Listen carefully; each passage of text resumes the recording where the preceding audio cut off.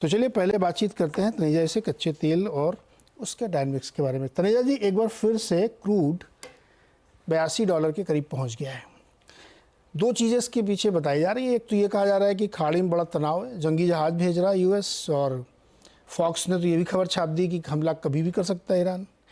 दूसरी खबर यह है कि ओपेक ने अपनी 24 और 25 की डिमांड आउटलुक घटा दी है चाइना की वजह से। उसका कहना है डीजल की बिक्री नहीं हो रही, जो कि बड़ी चिंता की बात इकॉनमी के लिए। तो क्या फिर क्रूड में रफ्तार बनेगी सर? आप कह रहे थे कि चुनाव ना है इसलिए ज़्यादा ऊपर जाने नहीं देंगे ये। देखिए, जैसा आपने भी कहा नीरज जी, दो बड़े पहलू। जो सबसे बड़ा यह है कि अभी तक ईरान बिजी था क्योंकि वहाँ कैबिनेट फॉर्मेशन होना था। वहाँ पे नए विदेश मंत्री आ गए हैं। जो नरम विदेश मंत्री पहले के थे उनके जो पद दिया गया था उनसे उसको हटा दिया गया है। तो कुल मिला के तेल का बाजार जगत ये मान रहा है कि भाई अब ईरान का हमला किसी भी समय हो सकता है और वो शायद जबरदस्त हमला होगा। अमेरिका का भी ऐसे ही उनका जो है वो आंकना है, इसीलिए उन्होंने वहां पे काफी तैयारियां बढ़ा दी हैं। तो अब ये होगा कि कितना बड़ा हमला होता है, हजबुल्ला उसका फिर क्या रिस्पांस करती है। ईरान दो तरह से हमले कर सकता है, डायरेक्ट भी कर सकता है, हजबुल्ला के माध्यम से भी कर सकता है। तो कुल मिलाकर के उसको लेकर बाजार में तनाव है और ये कीमतों में दिख रहा है। दूसरा जिसका आपने जिक्र किया है कि चीन के बारे में, लगातार मैंने भी आपके कई कार्यक्रम में कहा है कि चीन की अर्थव्यवस्था जो है काफी परेशानी में है और ये साफ उनको दिख रहा है जिस हिसाब से वहां पे जिस तरह का डेटा निकल के आ रहा है और जिस हिसाब से रियल एस्टेट से लेकर के और सारे सेक्टर वहां परेशानी में हैं। तो डिमांड, जैसे डीजल का आपने जिक्र किया, कुल मिलाकर के वहां डिमांड काफी घटी है। लेकिन दूसरी जो चिंता का विषय है वो आया है अमेरिका की अर्थव्यवस्था को लेकर। जो जॉब डेटा निकल करके आए हैं और अर्थव्यवस्था कुल मिला के बहुत लंबे समय के बाद ऐसा लोग कहने लगे हैं कि अमेरिका में मंदी आने वाली है और इसको लेकर के बाजार काफी परेशान है। तेल जगत जो है वो अमेरिका चीन बहुत मायने रखता है उसके लिए। अब ये मंदी की आहट, इसको लेकर के बाजार परेशान है और कुल मिलाकर के ये को जो डिमांड है, क्योंकि अमेरिका ही सबसे बड़ा जो तेल का उपभोक्ता है, क्या डिमांड को लेकर हरकत होगी? क्या ओपेक जो है वो ऑयल प्रोडक्शन कट कर देगा आगे चल के? ये कुल मिलाकर के ये तनाव आपको बाजार में दिख रहा है। लेकिन मुझे ऐसा लगता है जब तक सारी रियलिटी सामने नहीं आती है, खासतौर से ईरान को लेकर के, तो चीन का तो अभी यही रहेगा स्थिति, अमेरिका की स्थिति ये रहेगी। लेकिन ईरान का क्या रिस्पांस होता है इसके बाद ही थोड़ा सा क्लैरिटी आएगी। लेकिन तेल बहुत ऊपर जाएगा, बहुत नहीं जाएगा, आज के हालात जो दिख रहे हैं उससे मुझे नहीं लगता है कि ऐसा कुछ होने वाला है। जा सकता है 85 भी, 90 भी छू सकता है, 75 भी जा सकता है। लेकिन कोई जब तक कि ईरान की स्थिति स्पष्ट नहीं होती, हिजबुल्लाह और इजराइल की नहीं होती, अभी एकदम कहना मुश्किल। लेकिन जैसे मैंने पहले भी कहा था, अमेरिकन की राष्ट्रपति बिल्कुल पक्का है, तेल को वो सस्ता रखेंगे। तेल महंगा होता है तो वहां पे कमला हैरिस जो है वो चुनाव नहीं जीत सकती, ट्रंप साहब ही जीतेंगे, ये फिर पक्का ही हो जाएगा। तो कोशिश पूरी अमेरिकी सरकार की, लेकिन ये वो अमेरिका नहीं है जो 8 साल या 10 साल पहले होता था। ये कमजोर अमेरिका है। सऊदी अरब भी नहीं सुनता, ईरान भी नहीं सुनता, तमाम देश नहीं सुनते। तो जियोपॉलिटिक्स की ये भी एक नया यथार्थ है। दो क्लैरिफिकेशन और चाहिए था मुझे आपसे। एक क्लैरिफिकेशन ये चाहिए कि खाड़ी में कुछ हो सकता है या सिर्फ माहौल बनाने वाला है?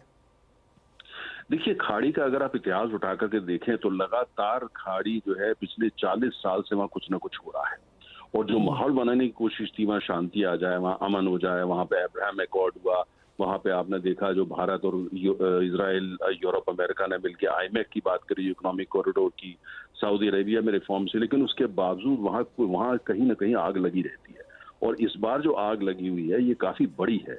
मैंने ये काफी चारों तरफ जो है उसका माहौल ऐसा है।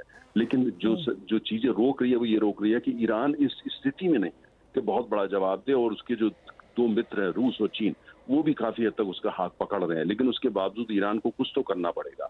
और दूसरी तरफ इजराइल का बड़ा स्पष्ट है कि जो अमेरिका चाहता है शांति समझौता हो जाए हमास के साथ। इजराइल की जनता या इजराइल का अवाम वो नहीं है और आपने देखा वहाँ कैबिनेट में विद्रोह हो गया है।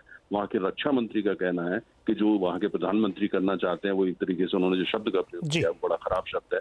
तो स्थिति वहाँ पे बहुत नाजुक। लेकिन ये कहना है कि क्या ये युद्ध हो जाएगा बहुत बड़ा, आज कहना मुश्किल है। या शांति हो जाएगी, ये भी मुझे लगता है ना युद्ध बड़ा होगा ना कोई शांति होगी।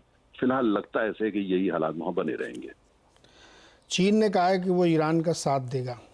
खैर, दूसरा क्लैरिफिकेशन ये चाहिए मुझे कि अक्टूबर में रिव्यू होना है शायद ओपेक का, तो क्या प्रोडक्शन को लेकर के फिर से कुछ होगा? कटौती और बढ़ सकती क्या? अगर जो है ये चीन का तो बिल्कुल स्पष्ट है कि चीन से डिमांड बढ़ने वाली नहीं है। जो डिमांड बढ़ेगी आने वाले समय वो भारत है और कुछ अन्य देशों से है। जो इतनी ज्यादा नहीं होगी कि ओपेक को तसल्ली हो जाए। और अमेरिका की अगर ये खबरें जो अब नई शुरू हुई है पिछले 48 घंटे के अंदर, के रिसेशन आ रहा है वहां, अमेरिका मंदी की तरफ जा रहा है, तो ये तो ओपेक को परेशान करेगा।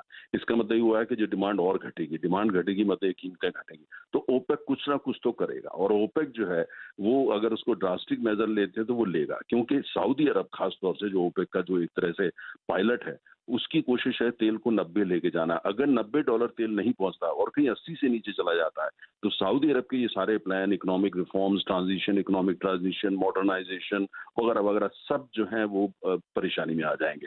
और ऐसा होगा तो सऊदी अरब की सरकारी परेशानी में आ जाएगी। इसलिए चुनौती बहुत सारी है। अगर मंदी की तरफ जाती है अमेरिकी अर्थव्यवस्था और चाइना ऑलरेडी एक तरीके से मंदी में है, तो फिर कुल मिलाकर के ओपेक को कुछ ऐसे कदम उठाने पड़ेंगे जो कई देशों को पसंद ना आए, लेकिन उनके पास मुझे लगता है कोई विकल्प नहीं होगा। ओके, तनेजा सर बहुत बहुत शुक्रिया ये सारी Thank you. जानकारी हमें देने के लिए। अब किशोर जी के पास चलते हैं। किशोर जी, आपको क्या लगता है क्रूड में क्या हो सकता है, ट्रेडर्स क्या करें इसमें?